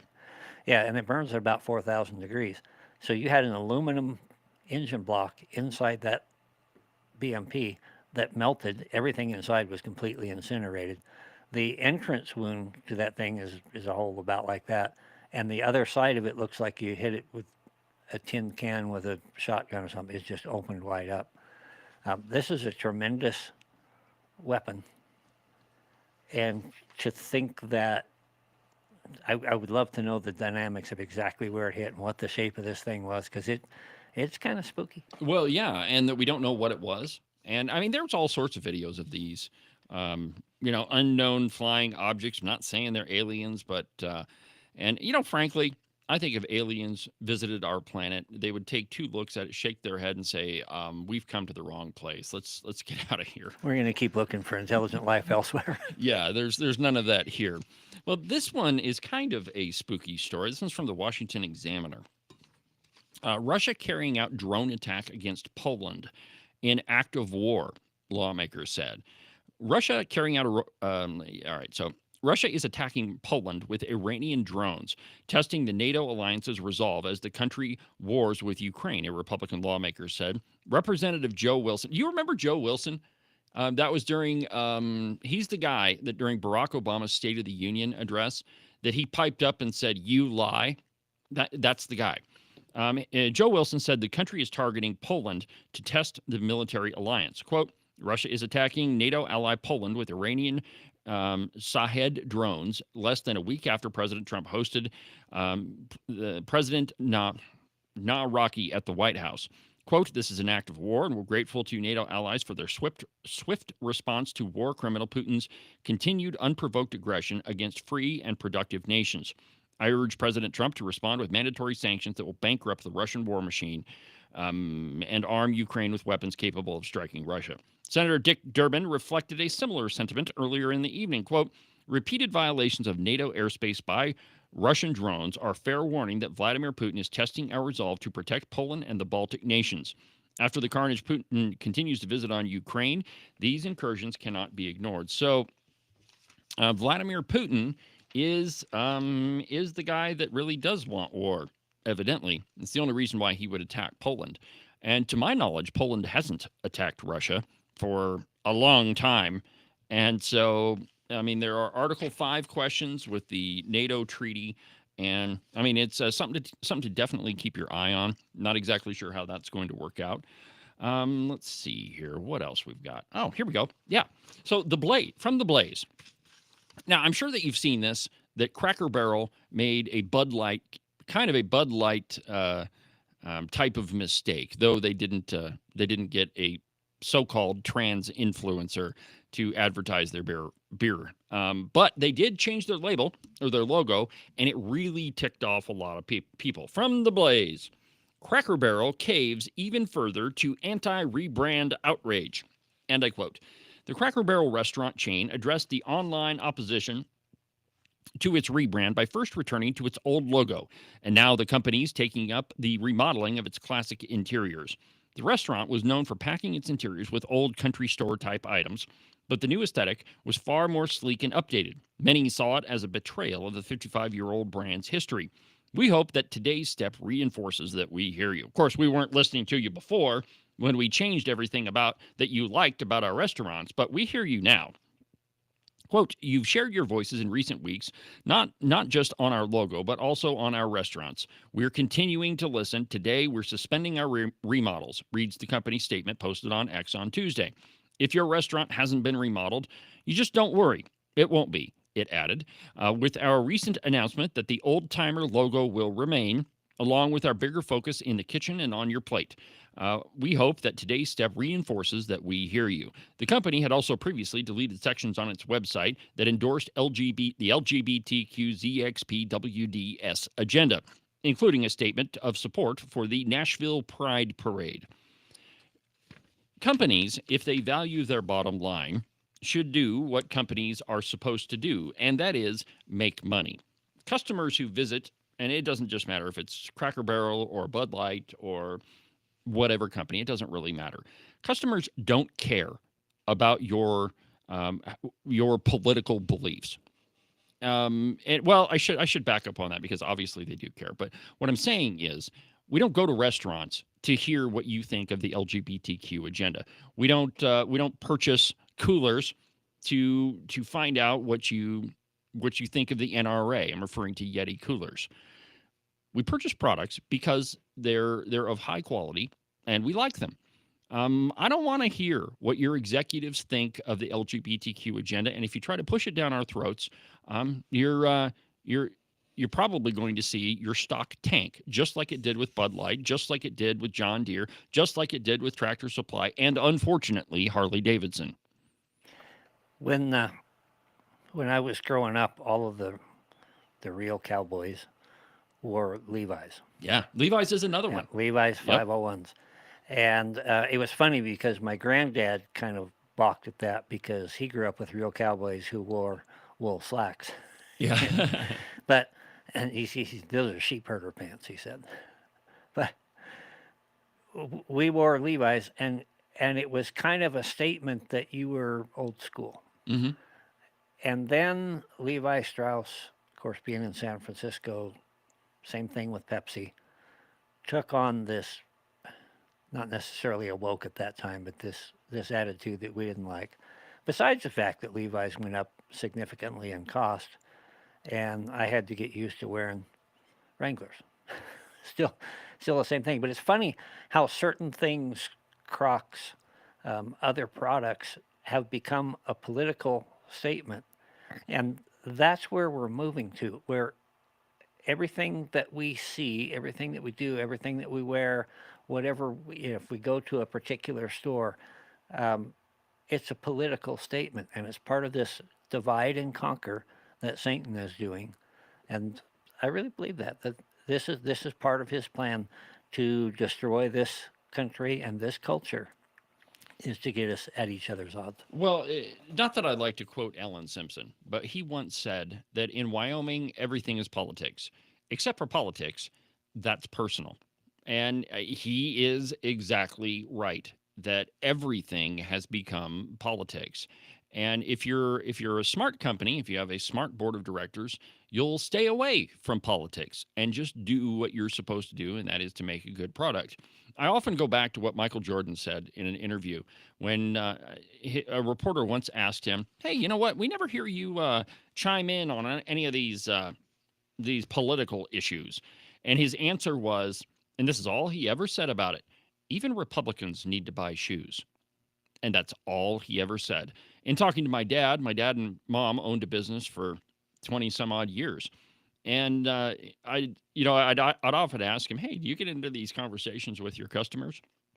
And he'd always say, I'm a member of the party that corresponds to my customer's party. That he never really dove into politics. And even the lovely Christine will tell you that talking politics in a salon, probably not a good idea, even though sometimes the conversation goes that way. So companies, if you're smart, stay the heck out of politics. Just produce a good product. And, one of those companies that's really close, near and dear to my heart, Harley Davidson, they slipped on the woke train too, and they saw a dramatic decline in their stock. And actually, Christine and I on our honeymoon, we were down in Utah visiting her, some of her relatives down there. And we stopped by this awesome Harley Davidson dealership. It's the coolest one that I think I've ever been in. The very first thing we did is walk up to the customer service desk and say, look, we're about to spend some money in here, or we want to, but we need to know if you or your employees are participating in any of this woke crap. And it just so happened that the owner of the Harley Davidson store was sitting right there behind the counter, and she walked up and said, we don't participate in any of that crap. I own this store, and our job is to sell motorcycles, period. And I said, I'm glad to hear that. And the cool thing about it, Ken, is the owner of the store walked Christine and I around and said, hey, I've had this jacket for a long time. I know you like it. I saw you looking at it before. I'll give it to you for $100 off. And so we had a great experience, but that's what business is supposed to be. You're supposed to make money, and you need to keep the politics out of it. Now, my business is all about politics, but that's what I do. That's why you listen to my show. That's why you come and watch the program or listen to the podcast every day. Anyway, if you're a company, stay the heck out of politics. I don't want to hear it. And if I do hear it, I'm not going to buy your products. Just period. Just not going to do that. Now, I'm okay with companies that, like Cracker Barrel, that say, you know what, we goofed. We're not going to do that. We think it's stupid now, and we're backtracking. I'm okay with that. You could admit your mistakes and continue on. I'm okay with companies like Target that don't backtrack. Sure. I can do without you. Yeah. Actually, I was in a Target not that long ago, and I specifically walked in there to look and see if they had any of these displays, and I didn't see any. Well, we've pretty much burned up another busy broadcast, 2 hours on the program. I want to just finish today's show by saying that I know you're sad about Charlie Kirk. I know you're pissed off. I am too. Yesterday and today have been today so far has been really hard for me, which if you watched the beginning of the program, I think you saw that. But I would encourage you to use that anger for what Charlie Kirk would have done, to speak your mind, to speak the truth, and to not back down. Don't back down if it's something you believe in. And I think that the best way to honor Charlie Kirk and September 11th, it's also September 11th, is just to remember what those people, Charlie Kirk and all the victims of September 11th, died for. The country where we have rights and that we have the freedom to say and speak whatever we want. From the base of the Bighorns at the Cowboy State Politics Studio, I'm David Iverson. I'll see you tomorrow, my friends.